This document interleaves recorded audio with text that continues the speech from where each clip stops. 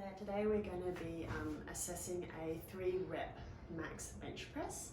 This means that we need enough load for our athlete to be completely fatigued after his 3 repetitions.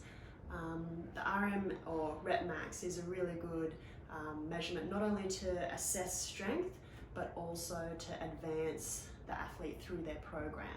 So you don't really know how the athlete is going to progress as they go, and this way the program kind of evolves as they do. So what you need is a bench, a rack, a barbell and some weights to load them up. There are 2 main things that you want to keep in mind as an assessor. You want the athlete to reach that 3 rep max relatively gradually, as in they need to be quite warm by the time they get there, so a nice gradual build up. The second is that you need to look out for technique. So I'd want to make sure that Chris's torso is in contact with the bench. I want to make sure that his feet are flat on the floor, and I'll obviously be keeping an eye on his elbow and his wrist angles as well. So we've got Chris to fill out a health questionnaire. We know that he doesn't have any major health issues, no issues with blood pressure, etc. I also did a little bit of a pre-screening with him just to ascertain what his relationship with weights are already. So Chris was previously quite heavily into Olympic lifting, so for me, that gives me a few things to look out for in terms of his technique. It also lets me know that I can sort of stack on those loads pretty quickly without causing him too much harm.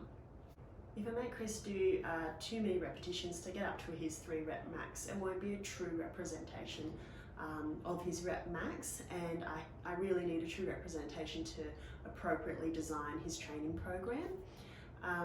The other thing is obviously to make sure that his rest periods are appropriate between each set that I give him in his warm-up, so 2 to 3 minutes to rejuvenate his ATP stores. So we want Chris warm, but we don't want him fatigued. We're going to start with some lighter loads and gradually build you up to your 3 rep max. I'll be spotting you as a safety measure, and I'll also be giving you feedback on your technique if that's required. For the first warm-up, we want to do about 10 to 15 reps. You'll have 3 minutes rest, and then we'll do a second warm-up where we want to achieve about 5 to 8 rep max.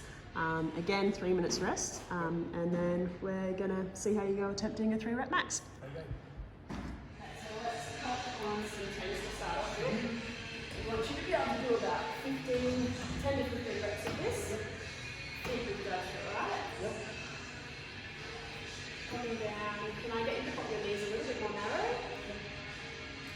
Big thing for weightlifters is trying to pop your chest up off the bench. Obviously as a weightlifter or Olympic weightlifter, that's your natural sort of form. But you want to try and keep that nice and flat. Can I get you to curl your thumbs underneath and try and keep the wrists straight? Okay. So aim for that nipple height. Like this.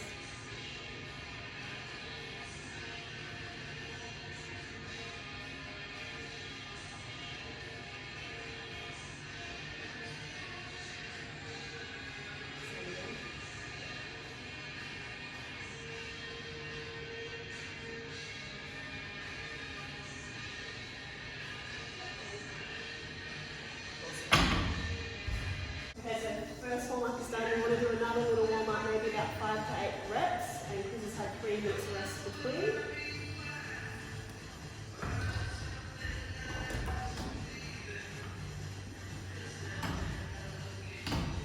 Alright, so stay set up if you can. The feet close, also flat. Wrists are the big ones for you. Thumbs.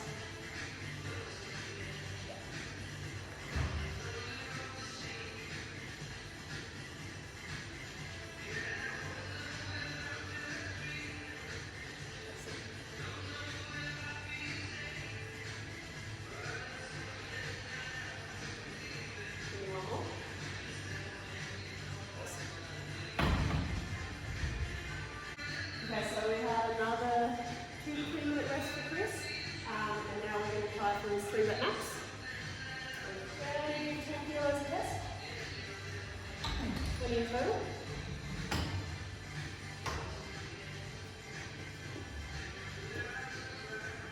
He's learning.